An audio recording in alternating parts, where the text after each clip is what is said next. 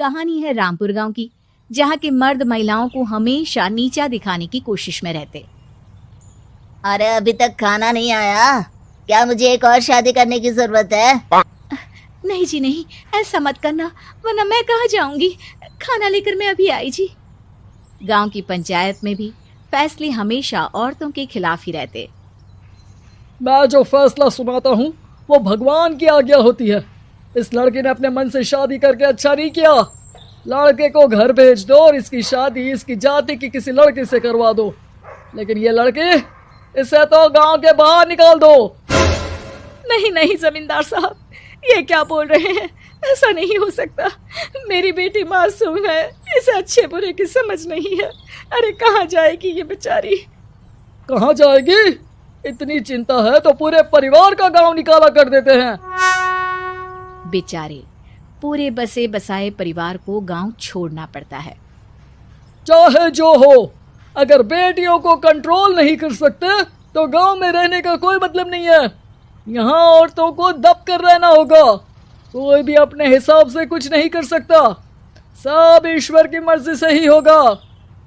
तभी गांव का एक आदमी दौड़ा दौड़ा आता है। सरपंच साहब, जमींदार साहब, वो कालिया है ना, उसकी बेटी पढ़ने के लिए शहर जा रही है। अच्छा, ये कब हो गया? और कालिया की हिम्मत कैसे हो गई ऐसा करने की? लेकर आओ उसे और उसकी बेटी को। बस फिर क्या था, हाजिर हो जाते हैं कालिया और उसकी बेटी सरपंच के सामने। अरे कालिया, ये क्या सुनने में आ रहा है? बेटी को इंजीनियर बना रहा है तू?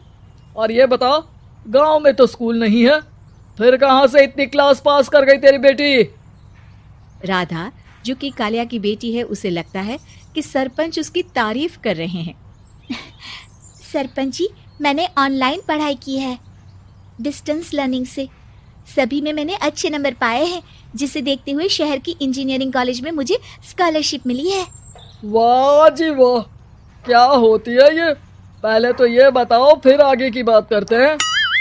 पूरा गांव राधा की बात सुन रहा था और राधा बोलती जा रही थी।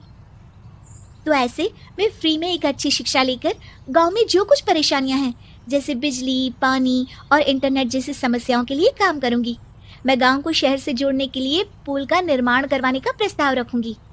मुझे पूरी उम्मीद है कि जल्द ही हमारा गांव भी तरक्की की राह पर चल पड़ेगा। राधा की बात सुनकर सारे गांव वाले ताली बजाने लगते हैं। सरपंच को समझ नहीं आता कि वो क्या करे। चुप रह नादान लड़की, गांव के खिलाफ जाने के लिए तुझे गांव से बेदखल कर दिया जाएगा, वो भी पूरे परिवार के साथ। और हाँ, अगर ठीक से गांव में रहना चाहती है तो ये पढ़ाई लिखाई छोड़ दे। हम तेरे लिए गांव का कोई होनहार लड़का देखेंगे। तभी गांव का एक आदमी बोल पड़ता है। अरे नहीं नहीं सरपंच जी, राधा बिटिया जो बता रही है, अगर वैसा हो जाए तो हम लोगों को पैसा कमाने के लिए बाहर नहीं जाना पड़ेगा। हाँ जी, और ना ही कोसों दूर पानी के लिए भटकना पड़ेगा। हमारे बच्चे भी अच्छी पढ़ाई कर सकेंगे और आगे बढ़ेंगे, ना कि हमारी तरह खेती करते बैठेंगे। क्यों गांव वालों, राधा बिटिया का साथ देना चाहिए ना। सरपंच देखता है कि गांव राधा के साथ है तो वो चुप हो जाता है। वो घर आकर अपने सलाहकार से बात करता है, जो बहुत ही चालाक किस्म का इंसान होता है। अरे सरपंच साहब, आपको बहुत ही होशियारी से काम लेना पड़ेगा। एक बार गांव तरक्की कर गया, यहाँ के बालक पढ़ लिए तो कोई ना पूछेगा आपको। और फिर ये जो बेटा और बेटी है ना आपके, इनको भी आम लोगों की तरह ही जीवन जीना होगा। हाँ, लेकिन करे तो क्या करे? वो ना आप मुझ पर छोड़ दीजिए, बस मैं जैसा बोलूं करते जाइए। अगले रोज सुबह जब गांव वाले सोकर उठते हैं तो राधा के घर के बाहर और साथ ही वो लोग जिन्होंने राधा का सपोर्ट किया था, उनके घर के आगे लाल रंग से कल आऊंगी लिखा होता है। कल आऊंगी? यह क्या होता है? अरे यह तो खून से लिखा है, लगता है कोई भूत प्रेत या चुड़ैल का साया है। चलो सरपंच जी के पास चलते हैं। सभी सरपंच के पास जाकर उसे सारी बात बताते हैं। अरे ये तो बड़ी मुश्किल की बात है। चलो, मैं एक बाबा को जानता हूँ, उन्हें बुला लेता हूँ। सरपंच बाबा को लेकर गांव के घर के बाहर जाता है। ओहो, तो ये वो चुड़ैल है जो उन लोगों को निशाना बनाते हैं जो गांव को बदलने का सपना देखते हैं। वो गांव को ऐसे ही संपन्न देखना चाहती है। वो नहीं चाहती कि कोई बाहरी यहाँ का कायाकल्प करे। क्या तुम लोगों में से किसी ने गांव को बदलने की सोच रखी है? तभी राधा की माँ रोते रोते आती है। मेरी राधा घर से गायब हो गई है। अरे कोई तो बचाओ, मेरी बच्ची कहाँ गई?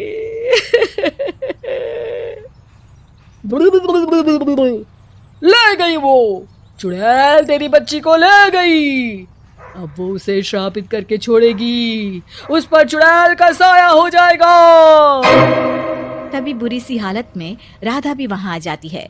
उसके बाल चुड़ैल की तरफ फैले होते हैं और कपड़ों में खून लगा होता है। सभी राधा को देखकर डर जाते हैं। माँ, पता नहीं मुझे कौन उठा कर ले गया था। अरे दूर दूर हो जा चुड़ैल, अब हम लोग इस गांव में नहीं रुकेंगे। अरे कैसी बातें कर रहे हैं आप? कल तो आप मेरे भरोसे गांव का हुलिया बदलने, अपने बच्चों को पढ़ाने और तरक्की उन्नति की बात कर रहे थे, तो आज क्या हो गया आपको? ये फिर तुम लोगों को बहकाएगी। ये चुड़ैल गांव में आ चुकी है। ऐसे ही ये तुम्हारे घर के बच्चों को भी ले जाएगी। गांव वाले राधा को गांव से बाहर निकाल देते हैं। उसके माँ बाप रोते रहते हैं, लेकिन गांव वाले नहीं मानते। मैं भी अपनी बहन के साथ गांव के बाहर रहूंगा, लेकिन वो पढ़ाई नहीं छोड़ेगी। वहीं सरपंच के घर पर सलाहकार कहता है, देखा, सांप भी मर गया और लाठी भी नहीं टूटी। लेकिन अगले ही दिन सरपंच के घर के बाहर भी वही शब्द लिखे होते हैं। और फिर सरपंच की बीवी कहती है, हमारी बेटी को किसी ने अगवा कर लिया है। तभी राधा का भाई वहां आ जाता है। अरे गांव वालों, मैंने सरपंच जी की बेटी को देखा था। वो चुड़ैल उसे उठाकर ले जा रही थी। अरे क्या मजाक कर रहे हो? नहीं नहीं सरपंच जी, आप नहीं जानते।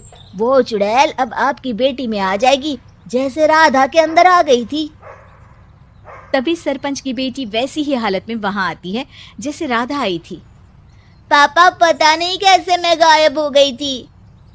चुड़ैल, इसके अंदर भी चुड़ैल का साया है, मारो इसे। अरे नहीं नहीं, इसे भी राधा के पास गांव के बाहर ही भेज दो। अरे चुप रहो, मेरी बेटी कहीं नहीं जाएगी और चुड़ैल बुड़ैल कुछ नहीं होता है। अरे कैसे बात कर रहे हो सरपंच जी? आप तो बोल रहे थे कि आपका फैसला भगवान का ज्ञान होता है, तो अपने पर बात आई तो अब आप ऐसे बोल रहे हैं। अरे ना ना ना, आपको अपनी बेटी को त्यागना ही होगा। अरे बुलाओ बाबा को। राधा का भाई बाबा को ले आता है, जिससे अब गांव वालों के डर के कारण सच बोलना पड़ता है। मैं कोई बाबा नहीं हूँ, मैं तो मोची था। ये सलाहकार महोदय ने मुझे कहा था एक्टिंग करने को। वो मुझे पैसे देने वाले हैं। अब मुझे माफ कर दो। गलती हो गई, मुझे माफ कर दो। तभी वहां राधा आ जाती है। देखा सरपंच जी, जब गांव के बच्चे साक्षर होंगे तो आप जैसे लोगों की चालाकी नहीं चलेगी।